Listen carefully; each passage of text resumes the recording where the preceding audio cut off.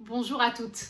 Si vous êtes comme la plupart des Français, il est fort probable que vous commenciez votre journée par un petit-déj qui va être plutôt sucré.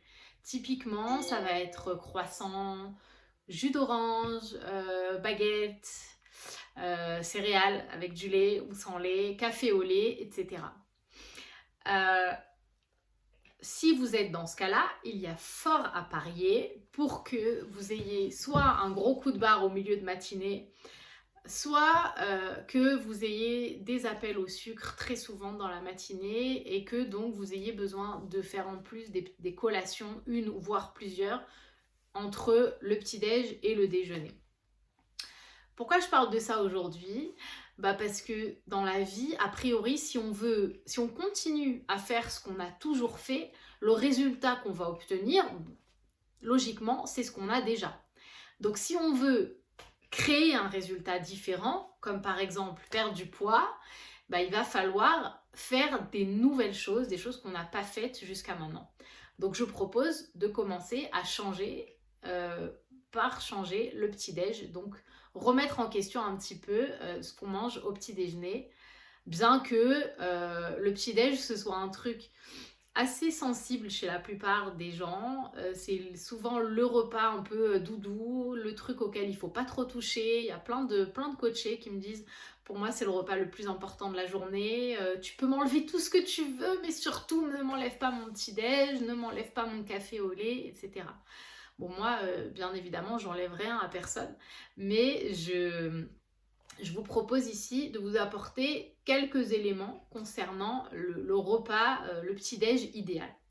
A priori, le petit-déj idéal, c'est un petit-déj qui va pas vous faire avoir un gros pic d'insuline comme ça en commençant la journée. Pardon. Et qu'est-ce qui cause des gros pics d'insuline?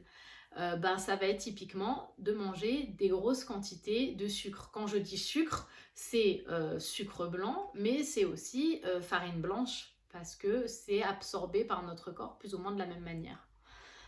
Donc, a priori, tout ce genre d'aliments, comme voilà, les croissants, la baguette, ce genre de trucs, ça va faire lever la glycémie d'un coup, donc ça va engendrer un gros pic d'insuline.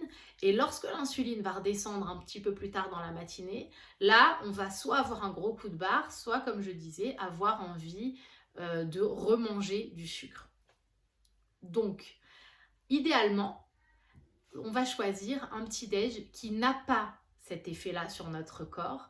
Et donc, ça va être plutôt des protéines. Donc, idéalement, commencer la journée avec une bonne omelette, par exemple, ou n'importe quelle autre sorte de protéines. Donc, protéines et du bon gras. Et éventuellement, si vous voulez manger des féculents, ça va être des féculents avec un indice glycémique qui va être bas. Donc des céréales de préférence qui vont être des céréales complètes, de préférence des céréales comme l'avoine par exemple, ou le petit épeautre, ou le quinoa. Il y a plein de recettes sympas qu'on peut faire qui utilisent ces céréales-là, et donc qui vont pas avoir pour effet de faire grimper comme ça notre insuline dès le petit-déj.